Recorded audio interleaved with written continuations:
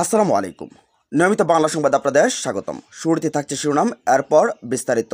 আওয়ামী লীগ দেশের শত্রু, এদেরকে পতন করা এখন প্রাথমিক কর্তব্য। জানিয়ে দেব সরকারের নৃশংসতার বিরুদ্ধে সবাইকে ঐক্যবদ্ধ হওয়ার আহ্বান তারেক রহমানের। আর থাকছে কোটা সংস্কার আন্দোলন, আজ গায়েবানা জানাজা ও কফিন মিছিল সারা দেশে।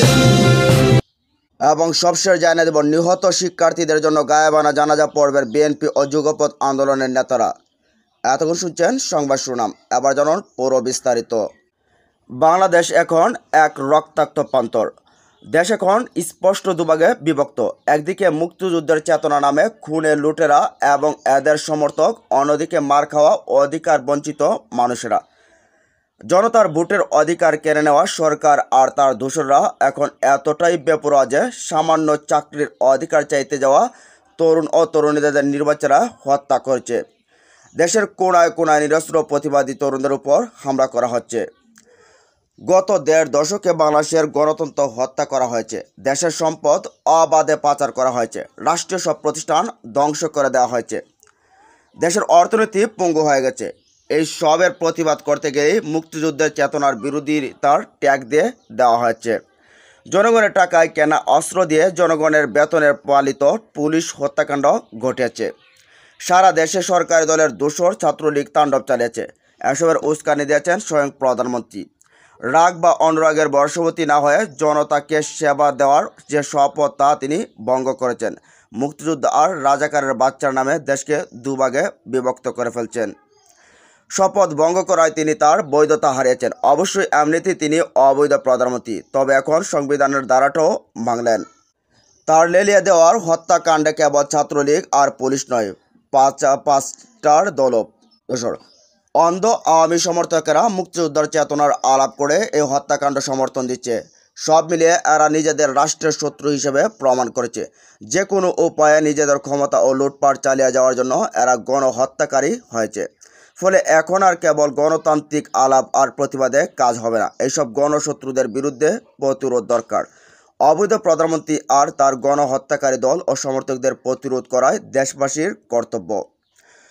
দুর্ভাগ্যভাবে আমাদের গণতন্ত্রের পক্ষে লড়াইয়ে থাকা রাজনৈতিক দলগুলো তেমন সক্রিয় দেখা যাচ্ছে না, কিন্তু দেয়ালে পিঠ ঠেকা দেশবাসী তা নিয়ে আফসোসের সুযোগ নেই।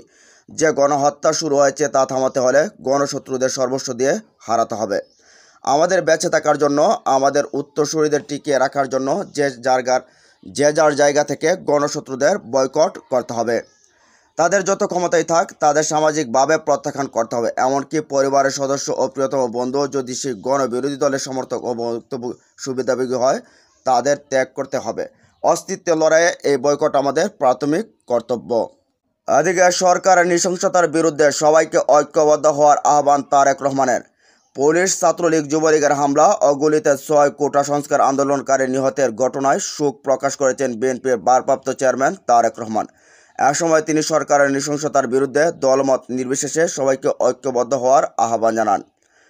মঙ্গলবার এক ফেসবুক ও এক্সে করা পোস্টে তারেক রহমান এ আহ্বান জানান।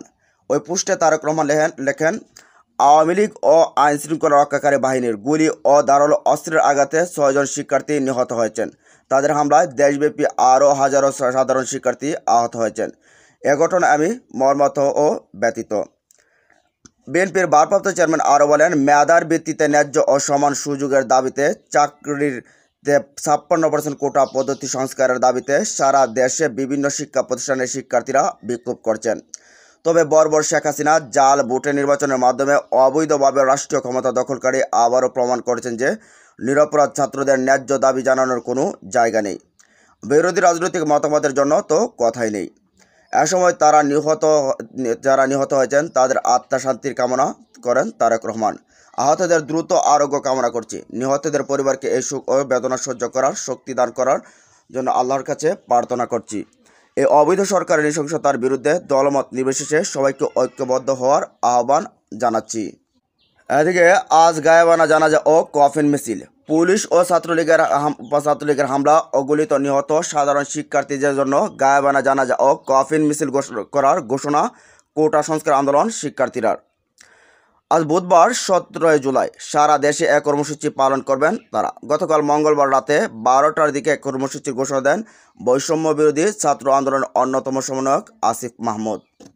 আসিফ মাহমুদ সাংবাদিকদের জানান, পবিত্র আশুরার কারণে আজ বুধবার কোটা সংস্কার আন্দোলনের কোনো কর্মসূচি থাকছে না। তবে পুলিশ ও ছাত্রলীগের যৌথ হামলা ও গুলিবর্ষণে শহীদদের জন্য আজ বেলা 2টায় ঢাকা বিশ্ববিদ্যালয়ের রাজ্য ভাস্কর্যের পাদদেশে গায়েবানা জানাজা ও কফিন মিছিল করবে কোটা সংস্কার দাবিতে আন্দোলনকারীরা। তিনি আরও বলেন, ঢাকায় অবস্থানরত সকলের রাষ্ট্র ভাস্কর্যের পাদদেশে সময় মতো চলে আসুন। পাশাপাশি সারা দেশের সব শিক্ষা প্রতিষ্ঠান ও জেলায় জেলায় গায়েবানা জানাজা ও কফিন মিছিল করতে শিক্ষার্থীদের প্রতি আহ্বান জানান তিনি। এদিকে নিহত শিক্ষার্থীদের জন্য গায়েবানা জানাজা পড়বেন বিএনপি ও যুগপৎ আন্দোলনের নেতারা। আগামী বুধবার কোটা সংস্কার আন্দোলনের নিহত শিক্ষার্থীদের জন্য গায়েবানা জানাজা পড়বেন বিএনপি সহ যুগপৎ আন্দোলনের দলগুলোর নেতারা।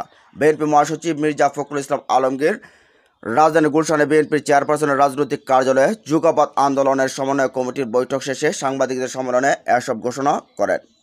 মির্জা ফখরুল বলেন, কোটা সংস্কার আন্দোলনে শিক্ষার্থীদের উপর পুলিশ ও ছাত্রলীগের হামলা 7 জন শিক্ষার্থী নিহত হয়েছেন। বুধবার বায়তুল মোকাররমে উত্তর গেটে দুপুর 1:30টায় নিহতদের স্মরণে গায়েবানা জানাজা অনুষ্ঠিত হবে। সারা দেশে একই কর্মসূচি পালন করবে তারা।